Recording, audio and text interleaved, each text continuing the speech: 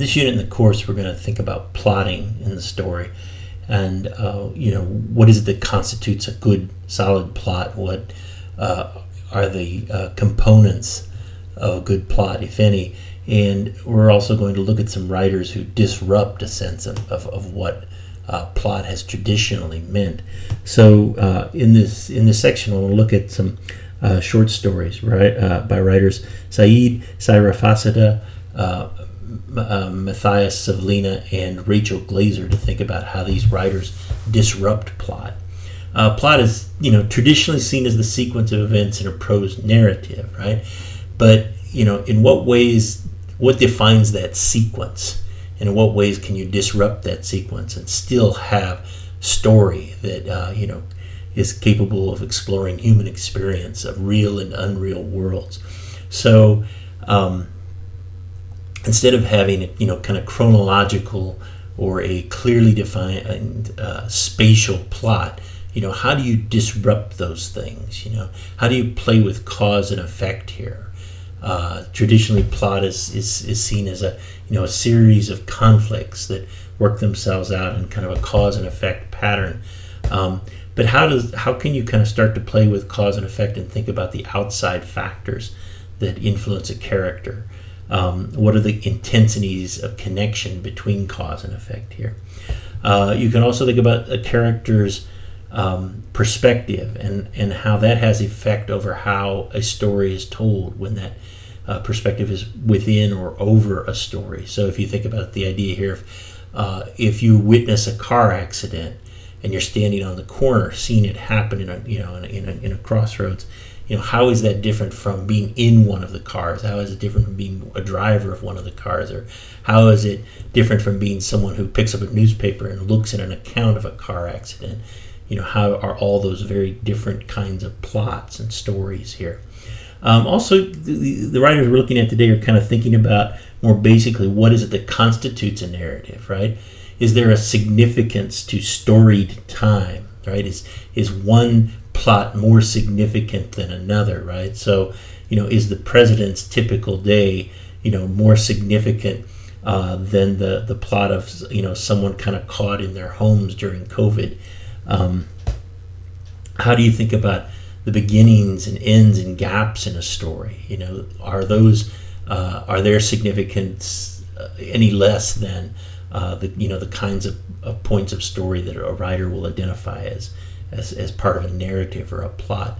And then also we can think about the teller's perspective or the writer's authority here. What is it that defines plot from the perspective of someone who is going to very kind of consciously sit down and say once upon a time, and then begin to kind of unravel a story? How does that perspective as writer or teller, how does that have influence on what makes a plot? So the first story we're going to look at is Dean's perspective within Sayrafiezadeh's Paranoia.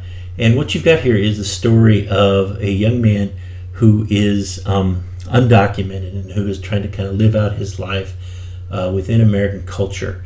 And so identity is a critical point within the plot here, right? How does your sense of identity define the plot that you feel going on around you, the story that you feel going on around you? Are you inside a larger narrative or are you outside that narrative? And how does the plot change by your sense of connection or your sense of placement within that larger narrative, which is here the story of the United States going to war. They're on the brink of war, and so this young man is kind of thinking about his identity in connection to those things. He has a sense of hoping one day to magically transform into an American and have a real life. Instead, he kind of struggles and goes from moment to moment, trying to keep things together and sustain himself. He's at a point where he's left home and he has 8 months of high school to go, alone and illegal. And so how does that change your sense of plot? How would that change your sense of plot if that is your situation? And how he relates to others in similar circumstances.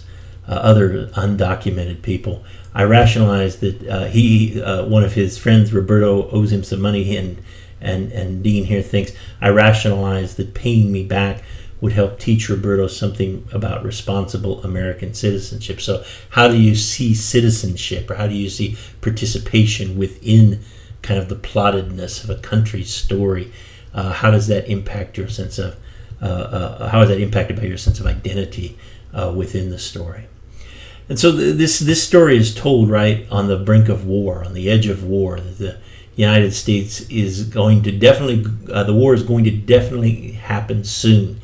And so I said it too. So he kind of enfolds himself within this story of impending conflict.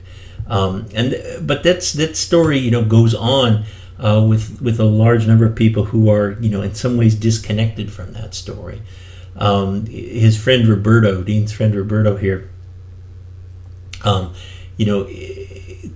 get by as an undocumented person, is using false names, and is, to survive economically and just to sustain himself. And so Roberto gets injured early in the story, is in the hospital, and so the narrator has to kind of help pay his bills. And so he has to pay all the bills that were under Roberto's assumed names. And so he's, kind of discovering Roberto's own kind of plottedness, the ways in which, he has kind of crafted a story within a larger American story. The breaking news of the war and its impending nature is part of this story as well.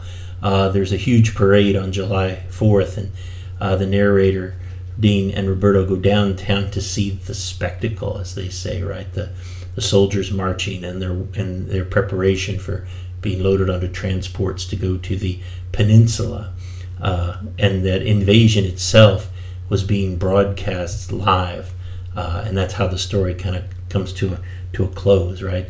And so one aspect of the plot that's going on here, and one is how the narrator, Dean, feels himself a part or not a part of this larger story that's happening. How does he craft out his own life and sustenance within the developing story of the war? The second story here is Matt Svalina's play. And so what Svalina, as writer here, is thinking about is the inherent story within games. How as children we have the imagination and capacity to imagine oneself within a story, in the rules of a game, right? And so all these things are kind of rules of games. You start with, you count to 100 and we'll all go hide, right? And then from those rules, you start to imagine yourself as part of a story. Svalina says in another one of these sections, 2 bases are marked off, and all you need are the 2 bases, and then all of a sudden you're into a game, and the game has a distinct story. So how do the rules of the game become a narrative that's beneath the children's experience of these things? And of course, as Svalina tells it, right, there are greater stakes to the games than we imagine. That there are levels of absurdity that develop as the game's rules are detailed and then later played out. And so, what are the stakes here, within childhood games, and what are the psychological kind of consequences of play in the end? As he says in the first section on hide and go seek, one child is born it, and so how do games kind of like set up, the narratives in which we kind of define ourselves early on in life. Throughout these kind of these short sections in play, you have all kinds of different redefined consequences of play. The objects of play get redefined, right? That a white sack over his head, in one section becomes an object of play. There's kind of a sing-song effect that goes on in children's rhymes that are part of games, right? Like Red Rover, send so-and-so right over. There are no wounds when there is no knife is a part of one of the kind of sing-song rhymes that are sung during one of Svalina's games here. Cause and effect within the game is is always kind of disturbed within Svalina's narration here, right? So you think you're in a game, and the game opens with the line, one child is the hunter and one child is the knife. And now all of a sudden, right, the consequences of the plot here become much more significant, right? Is who is the hunter, who is the knife, and what is the cause and effect that comes out of that relationship, and the increasing stakes of the games, right?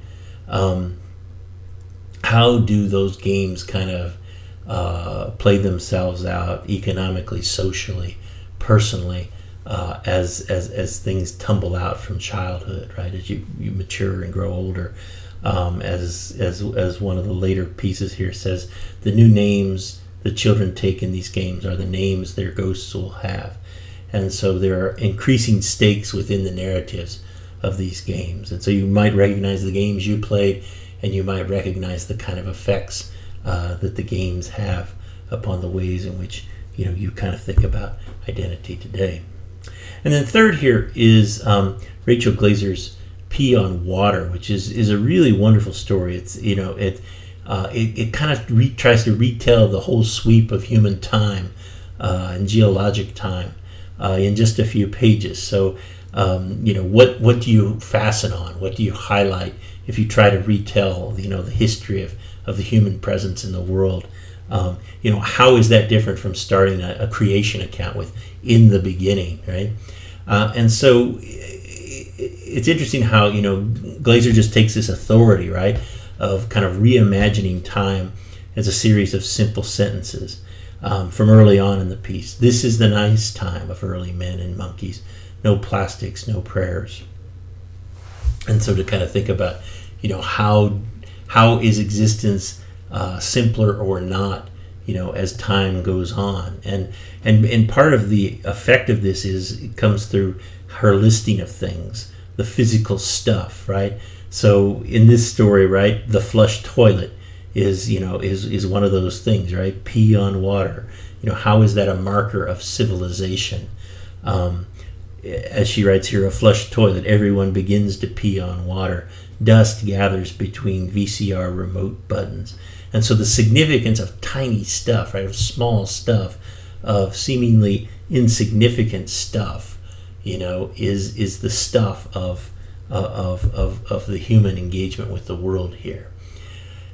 The sweep of things is really interesting in how it defines the significance of these relationships. All those bones are born from 4 grandparents. Blood dries on leaves. The writer here takes it's interesting how Glaser's writing, builds a sense of authority to define points of connection and disconnection between the stuff of human experience. The kinds of stuff that she treats. Cell phones are used as weak flashlights. Religions are dragged through time. The buildings get straighter, sturdier, simpler, shinier. The bears eat trash. And so as the piece kind of winds itself out, right, what is the stuff that we define our lives by? What is it that defines our sense of connection and sense of civilization here as a narrative? And so Glaser kind of undermines our sense of what is significant narrative here by kind of taking and putting together all these seemingly insignificant things in Pee on Water to think about the connections and the narratives of human civilization. All these are disruptions of plot, and I hope you enjoy the stories.